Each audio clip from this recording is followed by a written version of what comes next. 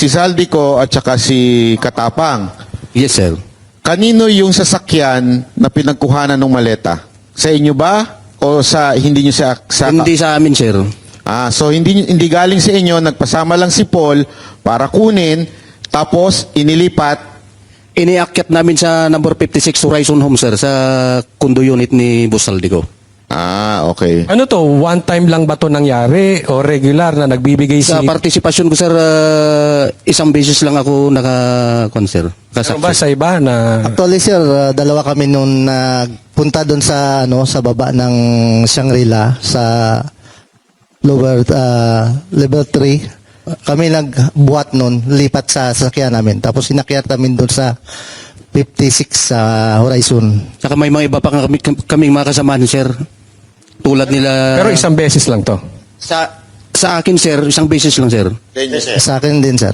Yun na lang yung isang beses. So after nyo matid, alis na kayo? Yes, sir.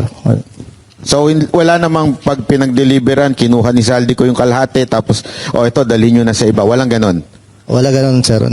Siguro, nung pagkatapos nung ibang araw, yun na, deliver na yata kung saan yung ipa-deliver po. Meron pa po ba dito na naalala na pinag-deliveran ninyo na kayo mismo personal nakita ninyo o alam ninyo na ito ay sa particular na tao na ito? Meron po ba kayo naaalala? Sige. Sir, ako sir, nag-deliver po ako sa residence ni former Senator Trillanes. Sa bahay niya? Correct, sir. Okay. Maleta o envelope? Dalawang envelope. Hindi mo binibilang yung laman nun? Sir, ang concern talaga kung sino nagbibilang dyan, sir, ay yung mga AE. Kasi kami, sir, driver bodyguard lang. So, ang concern lang namin, magmaneho, ang pagbibilang ng pera, yung mga AE. So, nung diniliver mo sa kay Trillanes, siya ba ang tumanggap? Tao niya ba?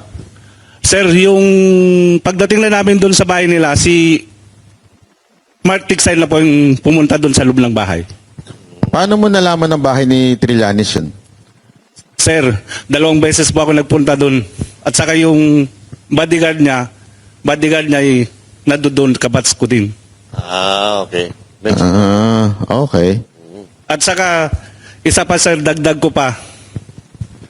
Noong panahon na nagdadrive pa ako kay Joey De Guzman, 2 beses ko din na sinundo doon sa may DBA, Dasma Village, Makati, si former Senator Sonny Trillanes. Kasi ayaw niya magpakilala, sir.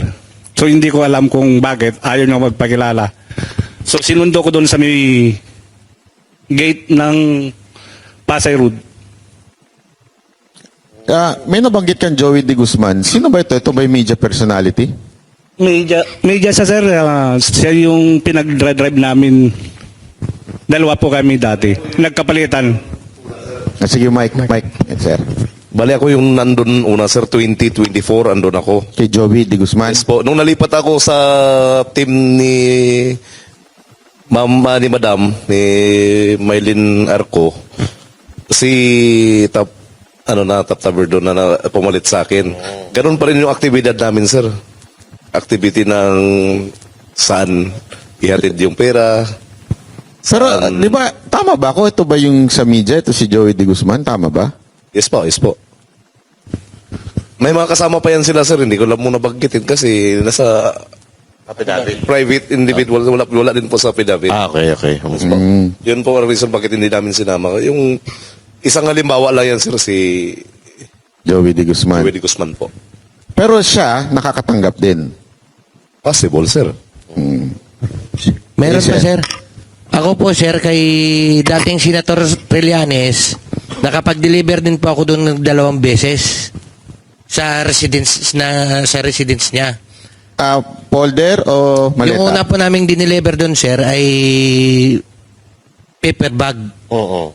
Tapos, kasama ko po noon si Paul Estrada, yung iipo ni Kong Saldi. Yung pangalawa po, anim na malita yon, kasama ko na po si Mark Tiksay. Yung EA din po yan ni boss. Kaya kung ano man po yung inaano niya sa TV, todo deny po, imposible naman siguro. Anong nararamdaman nyo nung siyang unang-unang pumiyok at nagalit? Kaya nga at po sir, dinimanda ang naiinis kami lahat? sir eh. Ha? Kaya nga po sir, naiinis kami. Naiinis, nagagalit ka rin po kasi totoo yung sinasabi mo eh. Tapos pinapasinungalingan niya. Si Sir. May kanina si Sir may gustong may sabihin. gustong sabihin eh. Sige. Sir, experience ko rin po kay former Senator Trillanes. Itong 2025 po, nagdala kami ni Mark Tiksay doon sa bahay niya dyan sa may Antipolo. Isang expandable paper bag po. So, regular din po pala itong pagdi-deliver kay Trillanes kasi si Sir 2 beses, si Sir 2 beses. O talagang matindi talaga kasi sinungalingan. Sa tingin mo, magkano yung isang ganun? Ubaldo Paper yun, bag? no? Depende po, boss eh. Pagka medium, maabot ng mga Anong laman nun sir yung paper bag? Ano yan? 5 to 10 M. 5 to 10 5 to 10 talaga? At Opo. kalaki yung paper bag. Malaki. Malaki, hindi yung maliit. Oo. Makapal Dapat sa tayo paper tanggap bag ng dyan. Malaking paper bag. Ang sarap ng buhay ni Trillanes. Minsan nga sir, napupunit pa eh. Naka? Minsan nga po napupunit pa. Sa paper bag. Napupunit pa sa bigat. Aba, malupit pala talaga ito si Trillanes, ha? Sinungaling po talaga yan si Trillanes eh. Bakit po? Paano po hindi sinungaling? Kasama ko po sa Magdalo. Biro mo nung tinanong siya ni Ma'am Jessica Soho na pumaliktad daw ako. Nung time po na yun sa Oakwood, pinababa po kami ng junior officer niya. Marami po kami pinababa nun. Tapos sinabi niya po na bumaliktad daw kami. Nakulong po ako ng 2 taon. Nalagasan po ako ng 2 rangko, 3 rangko na pinaghirapan ko po ang spot promotion sa Mindanao yun. Kasi naniwala kami sa kanya. Naghirap po yung pamilya ko nun. Kaya wag niyang sabihin na bumaliktad ako. Napakasinungaling niya talaga. No? Totoo ba yung sinasabi ni Pierre Ardi na yung mga Magdalo daw, pinitik yung mga kutsara tinidor dun sa hotel? Hindi po totoo yun. Actually, yung building na yun, walang nawala po yun. Kasi kami po mismo, pinaglaban namin yung corruption nun sa loob ng armed forces po nun. Kaya naniwala kami sa kanya nun. At actually, yung Magdalo po, buwag na po to eh.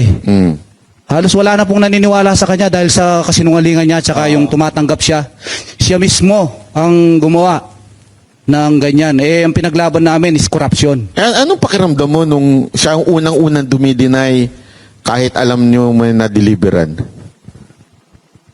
Di ba, unang-una, nagdemanda ka? Siyempre, kasi. po ako nasasaktan ako bakit nagawa niya yun. Samantalang yung pinaglaban namin, corruption. Tapos ngayon, siya mismo ang gumagawa.